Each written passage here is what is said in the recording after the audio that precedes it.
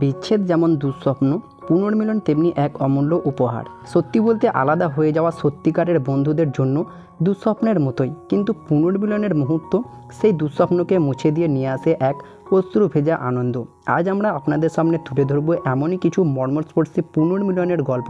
ভালোবাসা সত্যিই অন্ধ, আর সেটা প্রমাণ করে আরাফা নামের এই অন্ধ কুকুর আর তার বন্ধু আহমেদের গল্প। দীর্ঘদিন আলাদা থাকার পরেও আরাফা তার প্রিয় বন্ধুকে চিনে ফেলেছিল মুহূর্তের মধ্যেই। আহমেদ কায়রোর একটা কুকুর আশ্রয় কেন্দ্রে স্বেচ্ছাসেবক হিসাবে কাজ করতেন। একদিন তিনি রাস্তায় একটা অসহায় কুকুরকে খুঁজে পান। আরাফত, সেই অন্ধ কুকুরটা, যখন সে জীবন মৃত্যুর সন্ধিক্ষণে দাঁড়িয়েছিল। আহমেদ তাকে উদ্ধার করে আশ্রয় কেন্দ্রে নিয়ে যায়। সেই এক সাক্ষাৎ বদলে দেয় তাদের দুজনের জীবন। আরাফা আশ্রয় কেন্দ্রের অসংখ্য কুকুরের মধ্যে আলাদা। সে কখনোই আহমেদকে অন্য কারোর সঙ্গে গুলিয়ে ফেলেনি। অন্ধ হওয়ার পরেও আহমেদ যখন আশ্রয় কেন্দ্র ছেড়ে যেতেন, আরাফা তার জন্য অপেক্ষায় থাকতো, এমনকি কাঁদত। কিন্তু যখন তারা আবার এক হতো, সেই আনন্দের প্রকাশ সত্যিই ভাষায় প্রকাশ করা যেত না। ইয়াঙ্কি একটা মজার মোরগ, যার আশেপাশে 14টা মুরগি থাকলেও সে কেবল তার প্রিয় মানুষ লেনাকে নিয়েই ব্যস্ত। যখনই লেনা বাড়ি ফেরে, ইয়াঙ্কি তার সব সঙ্গীদেরকে ফেলে ছুটে যায় লেনার দিকে। এমনকি কোনো কুকুর বা অন্য কেউ লেনার কাছে আসতে চাইলে ইয়াঙ্কি তাতে বাধা দেয়। লেনা ছোট্ট বাচ্চা অবস্থায় ইয়াঙ্কিকে বড় করেছিলেন, সেই থেকেই মুরগিটা তার সঙ্গে গভীর বন্ধনে জড়িয়ে পড়ে। এখন ইয়াঙ্কি সারাদিন লেনার পেছন পেছন ঘুরে বেড়ায়। যখনই লেনা বসেন, ইয়াঙ্কি এসে তার কোলে বসে পড়ে। মার্টিন একটা বুদ্ধিমান হাঁস, যে তার মালিক ওলাকে এক মুহূর্তের জন্য চোখের আড়ালে হতে দেয় না। ওলা যেখানে যায়, মার্টিন ঠিক তার পিছনেই থাকে। এমনকি সে বাড়ির ভেতরেও ঢুকে পড়ে। ওলা যদি দোকানে যায়, তখন মার্টিন বাইরে অপেক্ষা করে। ওলা ফিরে এলেই সে ছুটে গিয়ে তাকে আলিঙ্গনের মতো করে ঘিরে ধরে।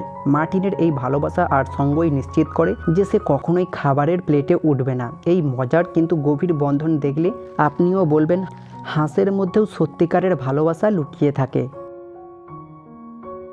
কয়েক বছর আগে ফিলিয়া নামের এক পাখি তার জীবন বদলে দেওয়া এক মানুষের সাক্ষাৎ পায়, যে একদিন আহত অবস্থায় ওই মানুষটার কাছে আসে। তিনি পেলিগানটাকে নিজের বাড়িতে নিয়ে গিয়ে যত্ন করে তোলেন। কিন্তু ফিলিয়া তার নতুন জীবন এতটাই ভালোবেসে ফেলে যে সে আর দক্ষিণে উড়ে যাওয়ার কথা ভাবতেই পারেনি।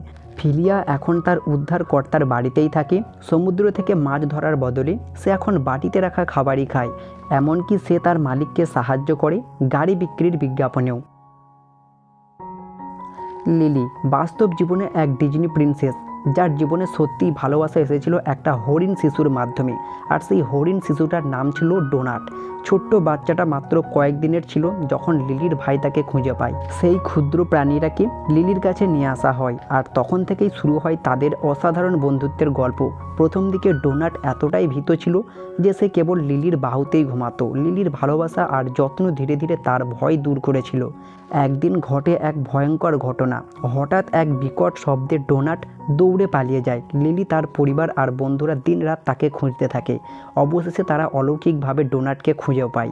আজ ডোনাট তাদের বাড়ির আশেপাশে মুক্তভাবে ঘুরে বেড়ায়। সে লিলিকে তার ভালোবাসা আর বিশ্বাস দিয়ে আগলে রাখে। একটা 2 টনের গন্ডার যদি আপনার দিকে দৌড়ে আসে, কি করবেন? ভয় পাবেন নাকি আতঙ্কিত হবেন? কিন্তু কাইলির কাছে এটাই সবচাইতে আনন্দের মুহূর্ত। কাইলি কাজ করেন একটা বন্যপ্রাণী পুনর্বাসন কেন্দ্রে। সেখানেই একদিন নিয়ে আসা হয় ক্রাকেট নামের এক ছোট্ট অসহায় গন্ডারকে, যার বেঁচে থাকার সম্ভাবনা ছিল খুবই কম। কাইলি ঠিক করলেন এই ছোট্ট প্রাণীটাকে তিনি নতুন জীবন দিবেন। দিন রাত এক করে কাইলি ক্রাকেটকে সুস্থ করলেন। তার যত্ন আর ভালোবাসায় ক্রাকেট ধীরে ধীরে বড় হতে লাগলো। আজ সে এক পূর্ণবয়স্ক সুস্থ গন্ডার। কি হতে পারে যদি আপনি হাজার হাজার কিলোমিটার দূরে থাকেন আর জানতে পারেন একটা ভয়ঙ্কর টাইফুন আপনার প্রিয় পোষা হাতিদেরকে হুমকির মুখে ফেলেছে? লেচাওর, যিনি থাইল্যান্ডের হাতি অভয়ারণ্যের প্রতিষ্ঠাতা, তিনি এমন এক অবস্থার মুখোমুখি হয়েছিলেন। তিনি 20 বছরের বেশি সময় ধরে নির্যাতিত হাতিদের পুনর্বাসন করে নতুন জীবন দিয়েছেন।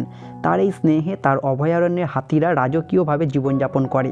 গত শরৎকালে লে যখন একটা ব্যবসায়িক সফরে যাচ্ছিলেন, তখনই ভয়াবহ টাইফুন থাইল্যান্ডে আঘাত হানে। দিনের পর দিন তিনি কোনো খবর পাচ্ছিলেন না।